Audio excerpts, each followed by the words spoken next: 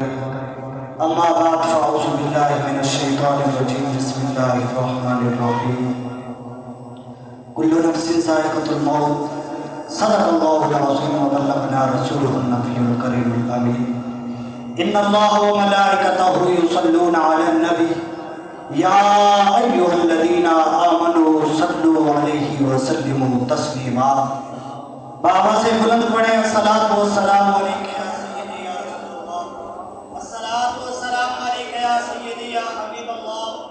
الصلاة والسلام عليك يا سيدي يا رسول الله وعلى آلك وأصحابك يا محمد رسول الله. حضرات محترم،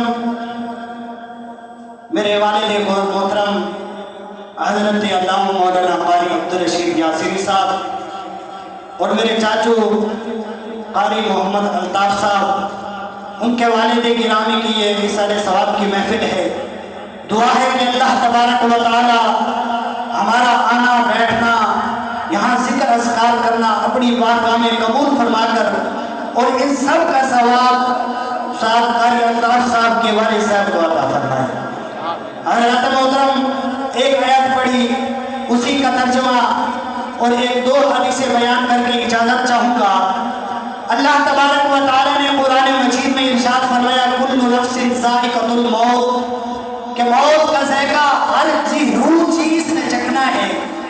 ہر وہ چیز جس کے اندر اللہ تبارک و تعالی نے روح رکھی، چاہے وہ پرندہ ہو، چرندہ ہو، مرد ہو، عورت ہو، بچہ ہو، جو بھی ہو، بوڑھا ہو، بزرگ ہو، اور میرے بھائیو اگر وہ نوجوان ہو، اللہ تبارک و تعالی نے فرمایا موت کا ذائقہ ضرور چکھے گا.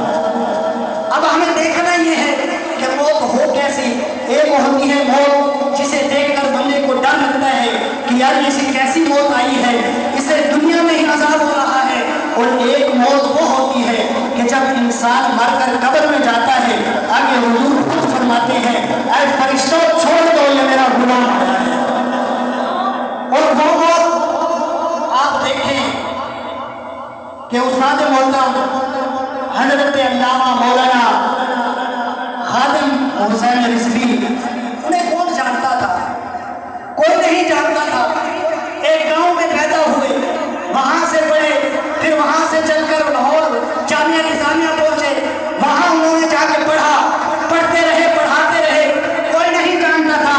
جب باری آئی ختم نبوت پر آنے کی، جب حضور صلی اللہ علیہ وسلم کی پہرا دیا ختم نبوت پر، تو ان کا ڈنکا اتنا بچا کہ آج ان کے مزار پر بھی قرآن پڑھا جا رہا ہے. سبحان اللہ، سبحان اللہ. حضرت محترم بخاری شریف کی حدیث کتاب الایمان میں ہے اور مشکوٰۃ شریف کے پہلے صفحے میں موجود ہے.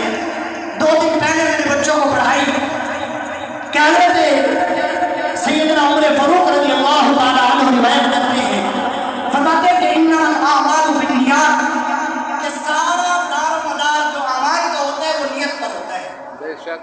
اور حضور نبی کریم صلی اللہ علیہ وسلم نے ارشاد فرمایا کہ بندے کی نیت دیکھی جاتی ہے. اگر اس کی نیت اللہ کی طرف اور ہجرت کی طرف ہو، جہاد کی طرف ہو، تو فرمایا کہ پھر اس کی نیت اللہ اور جہاد کی طرف ہوگی. اگر اس کی نیت دنیا کی طرف ہو، کسی عورت سے نکاح کے غرض کی طرف ہو، تو اللہ تبارک و تعالی نے فرمایا پھر اس کی نیت اسی کی طرف ہوگی. یعنی جس طرف اس کی نیت دیکھی جائے گی، اگر اس کی نیت بھی اچھی تو اسے ثواب ملے گا، اگر اس کی نیت بری ہے تو پھر اسے ثواب کبھی نہیں ملے گا. تو حضرات محترم آج ہم یہ ایصال ثواب کی محفل کرتے ہیں. سنن ابو داؤد شریف میں ہے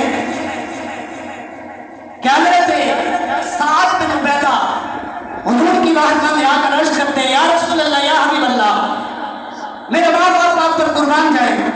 یا رسول اللہ میری والدہ کا اچانک انتقال ہو گیا ہے، اب مجھے بتائیں کہ میں کون سے ایسا عمل کروں کہ ان تک یہ ثواب پہنچتا رہے، ان کو ثواب ملتا رہے. تو حضور نبی کریم صلی اللہ علیہ وسلم نے ارشاد فرمایا اے ام سعد، تو اپنی ماں کے لیے ایک پانی کا کنواں کھدوا دے، جب تک اس کنویں سے مسافر آ کر پانی پیتے رہیں گے تو اس کا ثواب تیری والدہ کو پہنچتا رہے گا. تو حضرات محترم آج بھی جا کر دیکھیں کہ ام سعد کے نام پر ایک کنواں مشہور ہے.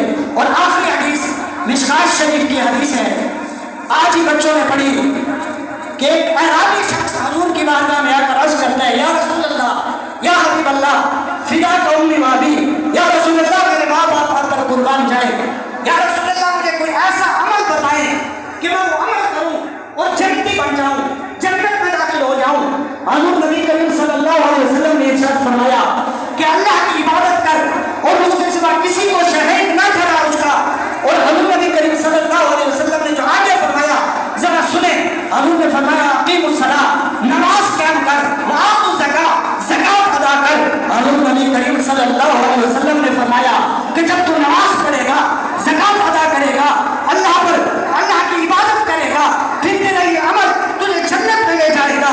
फरमाते हैं कि वो शख्स अर्ज करने लगा, या रसूल अल्लाह, या हबीब अल्लाह, मुझे उस रब की कसम जिसके कब्ज़े कुदरत में मेरी जान है कि इसे आगे न बढ़ाऊंगा, न इसे कम करूंगा।